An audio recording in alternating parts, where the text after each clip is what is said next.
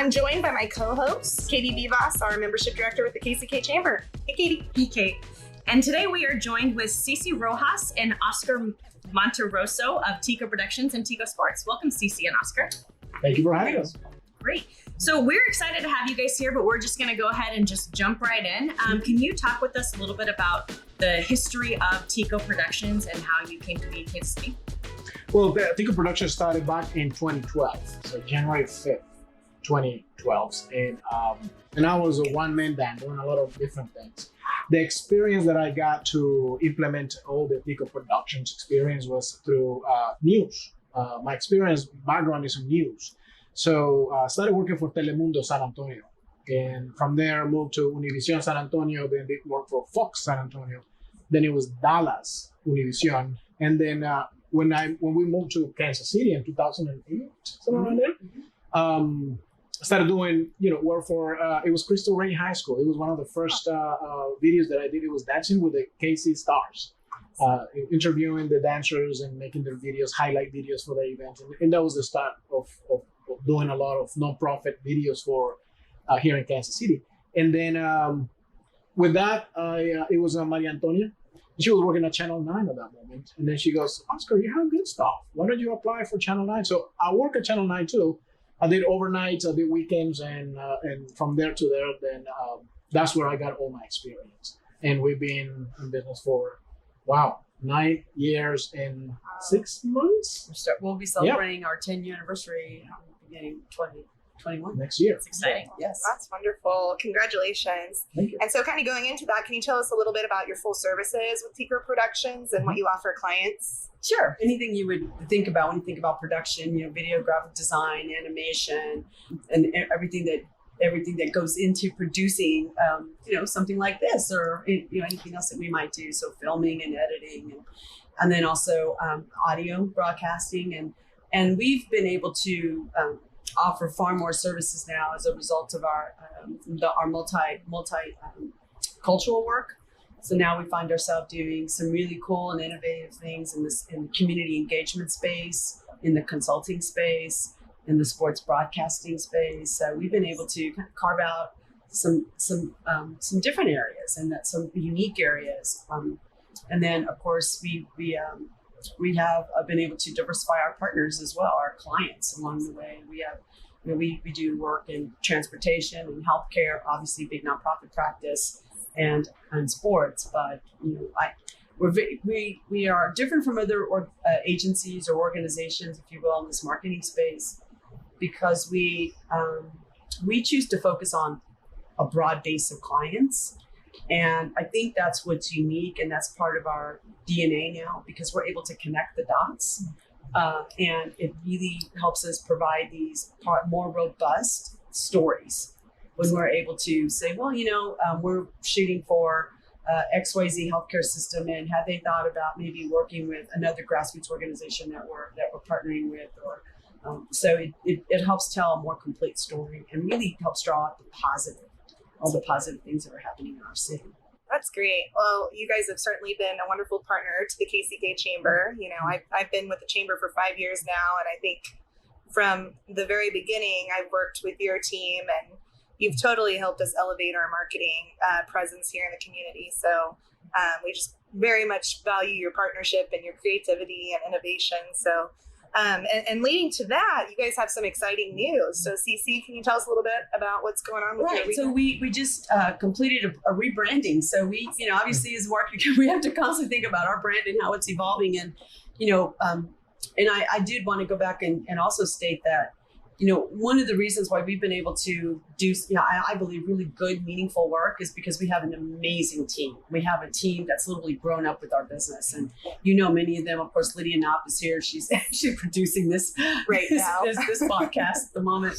And then we have other, team members, Brenna Dwyer and others that have been with us since, really the beginning, since we started adding team members. And they're an absolute, they're a critical component to, how we've been able to grow and morph. And, and part of that growth process is, looking at ourselves and maybe we need a refresh of our own brand. We need to maybe consider a brand that is maybe a little bit more broader based and that's maybe a little cleaner, and all those things that you do when you look at your brand and how can you refresh, how can you update, how does it scream here and now, and so I think we've been able to capture that in our 2 new brands. It was a fun process to go through. We had a lot of back and forth, incorporating Tico, which is Costa Rican, and bringing some of that element. That's why we have such vibrant colors in our color schemes, and we continue to. When you walk into our offices, it screams vibrant. Really, I mean, there's colors, lots of color everywhere.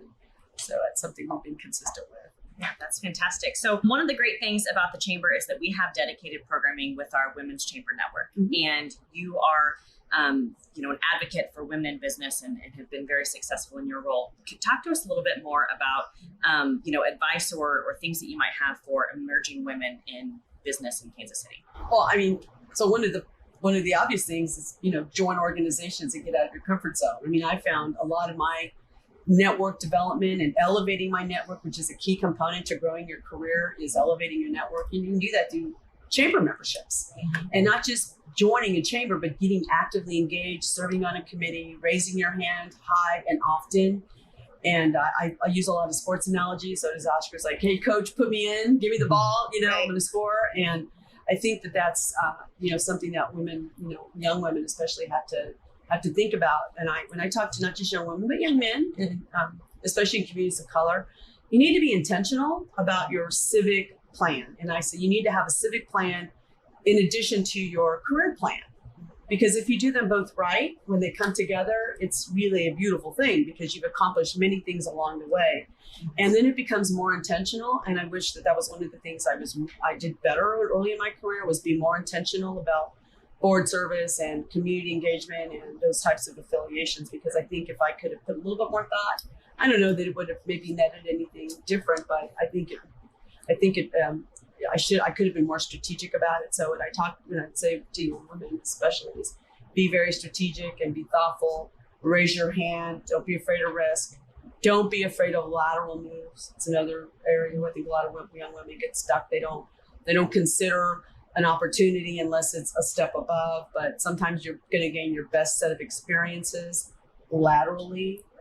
And there's more than one way up the mountain. It's through, it's away, it's zigzag, but you have to be willing to take those, those maybe what might not be a straightforward path, but that's where you really start expanding your experience, your knowledge base, and that's where you become top of mind.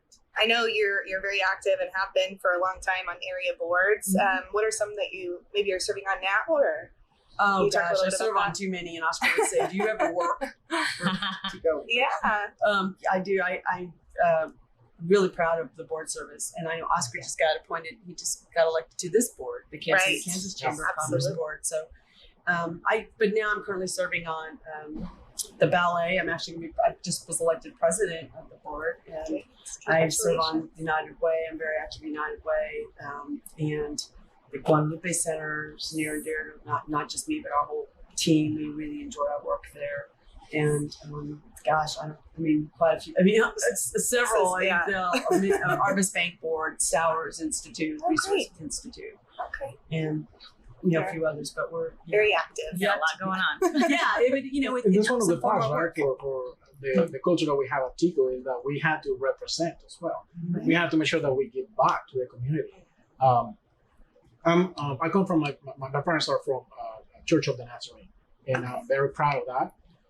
It's something that stuck with me in giving back, and it's very important for businesses to be able to give that example.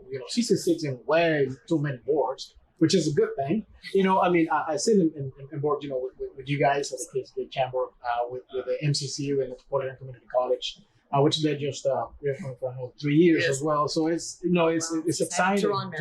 And the Tyron Matthews Foundation as well. Okay. We do different things here and there to make sure that we are represented and that we are not just charging for the services that we provide, but in a way that we give back and give that example as well. That's wonderful. Yeah, I was actually gonna ask you next. Kind of, you talked a little bit about your background and how you got started, but was there something that drew you to the creative, the audio video production, anything like that growing up? Maybe that influenced your background. For that, I remember the first thing that I always liked was the color pencils. Okay, yeah. So I was always drawing. That's the first memory I have of, liking the creativity, being drawing and colors and things like that. And then puppet shows. Big puppet shows as well. I mean, big puppet shows too at the church as well. Okay. So I like that, writing scripts and then having to have those characters on top of the thing, talking with the hand and things like that. That was pretty exciting. Then the photography was into probably in my beginning of teenager years. My dad had this 110 film camera. I don't know if you guys just remember that. Yes. You put like a little thing and a cube and it goes, and then it will flash. It will flash 4 times and that's it. And then you have to change the cube. And that's how I started doing my photography. That's how I started looking things through the lens. And then you jump into video and now here we're talking to you guys. Yeah, that's so cool. Well, thank you for that. Yeah, that's great. So we've talked a little bit about your history, and then let's talk about moving forward. We're working our way through the pandemic. How did you guys shift and pivot, and what does the next year look like for you guys? So, we were like many organizations where we had to, we were, scared. We a lot of our work and a lot of our client work is around event production. It's large events, and they were all canceling left and right, and then sports. We do a lot of our sports work. There was nothing to indicate at all what the season was going to look like. The pandemic started for us. It became real in the moment that KU canceled the basketball, like the NCAA canceled the basketball tournament. Oscar was on his way there for the first game at Sprint Center. That's right. And then we were like, this is real. I mean, this is going to devastate not just us, but a lot of people. And, for the first, like a lot of businesses for the first couple of months, we really were panicked. But we were able to take lessons that we had learned actually through sports, through remote, because we were doing a lot of remote broadcasting. And, and we had already had the foresight to make some good investment in equipment. And so we were able to, I don't like the word pivot, but that's what we did. But really what I call is we went back to the basics. Yeah. So our team, we would have, at that time we were a much smaller team. And we would say, we need to call our clients. We need to get back on the phone. We need to, talk to them, figure out they're probably going through the same thing, but what needs do they have, if any? And, so it's back to the basics, and we were able to do that. And slowly but surely, all the organizations started refiguring out, redesigning and reimagining how they still, needed to show up in the community, especially like your chamber, Right. Go virtual. What can we do? How can we still be relevant and stay top of mind for, to our business community, especially because people needed help. They needed information. They needed education. And so we built a platform pretty much around that, and then virtual everything. So we actually grew. Our business, we were very fortunate in that we grew through the pandemic, and we've added people, we've added additional services. And then the other key component to that was the whole racial equity reckoning that happened because of the heightened awareness around, equity. How are these companies that we were already working with? They knew they needed to refocus their efforts in this particular arena. If that deeds had to start following words, and actions needed to start happening, and so we were called upon, in that space as well. And we still continue to work in that space. I think that was one of the great things about COVID in 2020 is that it really allowed everyone to just kind of take a step back, pause and really refocus on what was going to be. And I love hearing that you guys went back to the basics and that from that you were able to grow. How wonderful. So Oscar, do you want to talk a little bit about what does the future look like to you guys now? Well, I think that now that the pandemic is kind of like going away, at least here in the United States, sports are coming back. So we know that we'll be able to continue moving forward on the with the Chiefs broadcast, with the hospital broadcast, the Eagle broadcast, Jaguars broadcast, and any other team that wants to come over. Of course, we have to be ready for them. But yeah, I think that we'll be able to manage and handle those, and we're really looking forward. Community engagement is definitely going to be continuing to be a bigger part of our work, and being able to help our businesses connect the dots, even internally. In many cases, the right hand doesn't know what the left hand is doing. They might have all these relationships, but they're not connected. They're not maximizing their presence out in the community. So I think we've seen a lot of work in that space, and that's exciting because we genuinely love that work and we thrive in that environment. We definitely appreciate all that you do for our KCK community. I know, CC, you have KCK ties, is that correct? Yeah, I grew up in Argentina. I'm an original dot. I love it. Yeah, I too am an original dot. So it's always good to meet fellow dots. and our new dots, people that come to our community and transplants, right? Yes. Right? Yeah. They're here. Daniel always says, I may not have been born here, but I choose to be here now. That's right. So that's what's important.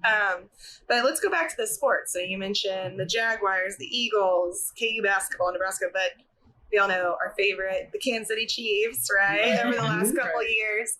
I know you guys were able to go to the Super Bowl, or at least, one of the two. Can you tell us a little bit about that experience and what it's like to be the Spanish broadcasters for the Chiefs? So Oscar went to both. So I got the opportunity to go to both, and then thanks for the Chiefs, for getting to the playoffs and then getting there. Yeah. It was a very exciting moment. It still felt like a dream. Yeah. When we played San Francisco, that was crazy. This last one, it's kind of like a nightmare type. It was rough. It was rough, but it was so unreal. Being able to walk right there by the boat, on the Buccaneer Stadium.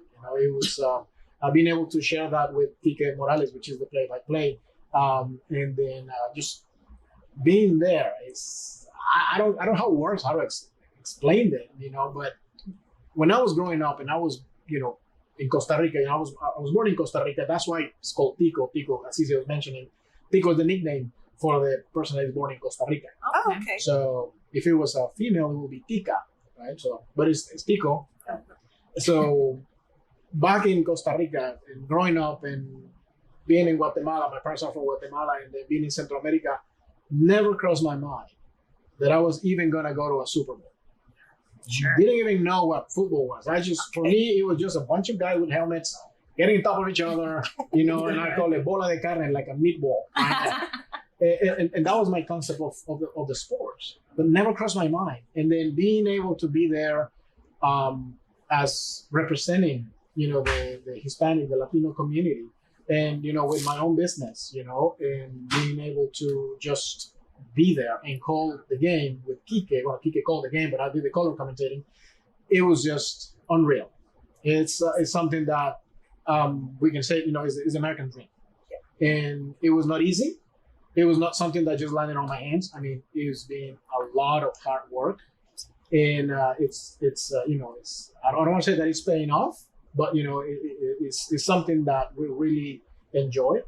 And it's gonna pay off. But we have to keep working. We have to be putting, the wood in the fire. We gotta keep that fire going. The fire's not gonna feed itself.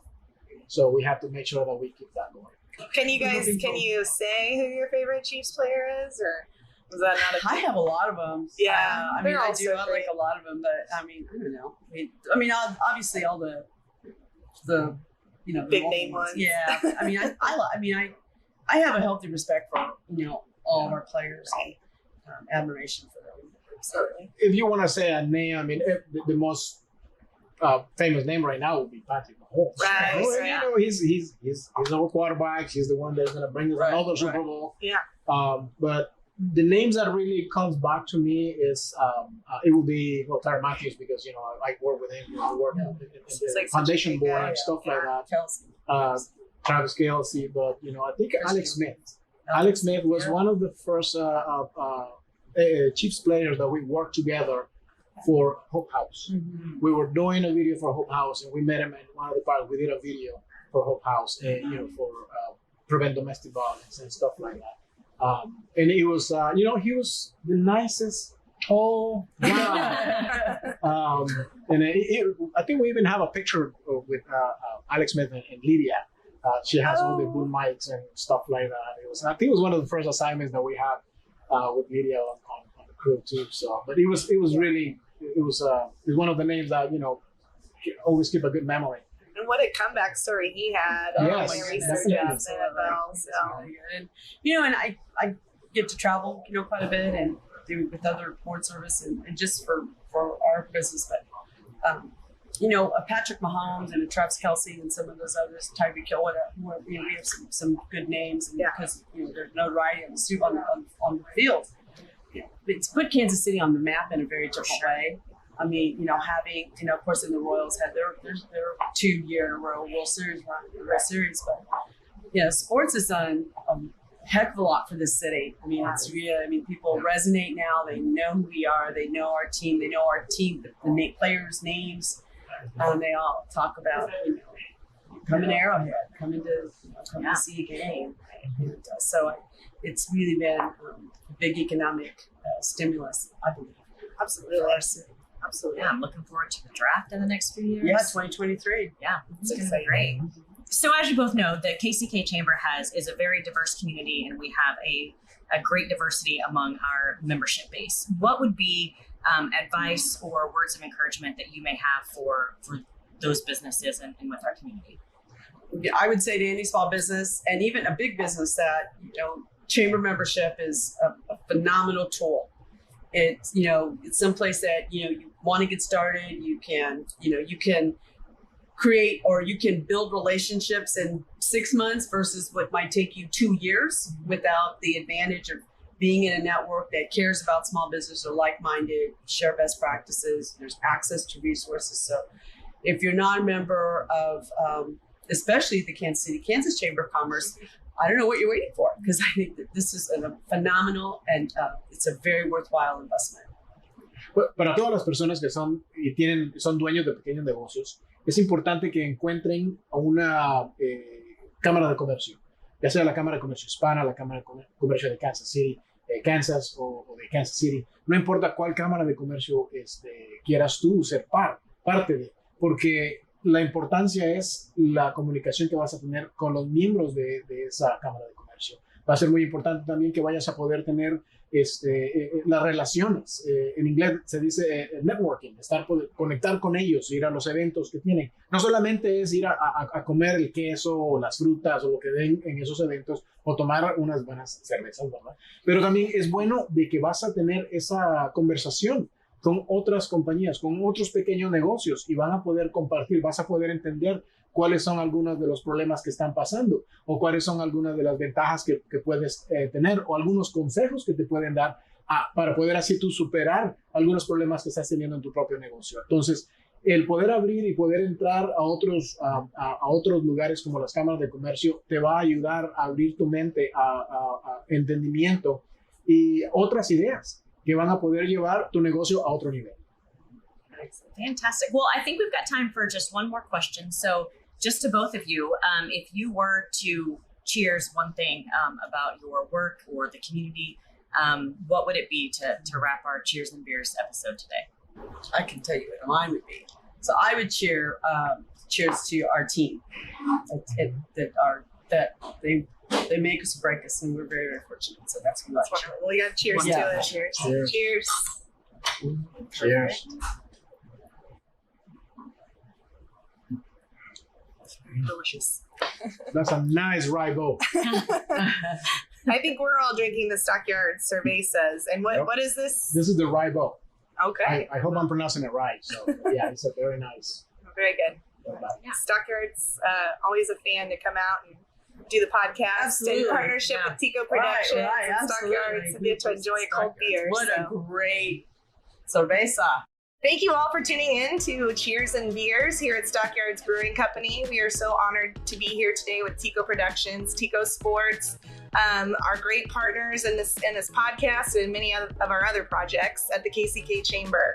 We hope you'll join us on June 24th at the Rock Island Bridge, which will soon be known as the Rock Island Bridge Project. And we're going to have tours, drinks provided by Stockyards, live entertainment. We hope you stop by on June 24th. You can find all of our events at kckchamber.com.